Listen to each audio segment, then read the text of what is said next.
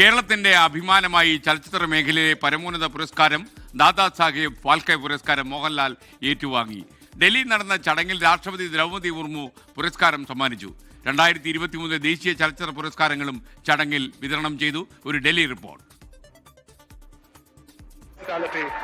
Artistry that have profoundly shaped narrative cinema, inspired generations of artists, cemented his legacy as a cultural phenomena and a great master. മലയാളത്തിന് അഭിമാന നിമിഷം. രാജ്യത്തെ പരമോന്നത ചലച്ചിത്ര അംഗീകാരം Dada Sahib Phalke award രാഷ്ട്രപതിയിൽ നിന്ന് മോഹൻലാൽ ഏറ്റുവാങ്ങി. As an actor and film personality, this honor strengthens my resolve.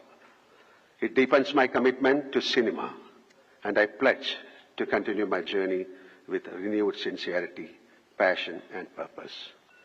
Ende ആത്മാവിന്റെ സ്പന്ദനമാണ് സിനിമ.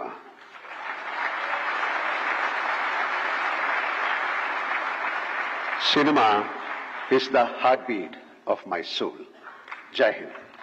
സഹനടിക്കും സഹനടനുമുള്ള അവാർഡുകൾ ഉർവശിയും വിജയരാഘവനും സ്വീകരിച്ചു. Through minimal gestures, anchoring the story's core and elevating its narrative in of rare poignancy, imbued with quiet power, subtle humor and profound. മികച്ച മലയാള ചിത്രം ഉള്ളൊഴുക്കിന്റെ സംവിധായകൻ Cristo Tomy, പൂക്കാലം എന്ന സിനിമയിലൂടെ മികച്ച എഡിറ്റർക്കുള്ള അവാർഡ് നേടിയ Mithun Murali, non feature cinema വിഭാഗത്തിൽ MK രാംദാസ് തുടങ്ങിയവർ പുരസ്കാരങ്ങൾ ഏറ്റുവാങ്ങി.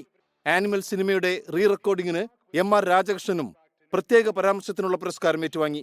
മികച്ച നടനുള്ള പുരസ്കാരം പങ്കിട്ട ഷാറൂഖ് ഖാൻ, വിക്രാന്ത് മാസി എന്നിവരും മികച്ച നടിയായ റാണി മുഖർജിയും അവാർഡുകൾ സ്വീകരിച്ചു. श्रेष्ठ अभिनेत्री का पुरस्कार ग्रहण करते हुए रानी मुखर्जी, जिन्हें film Mrs Chatterjee versus Norway के लिए प्रदान किया. 24 ഡൽഹി.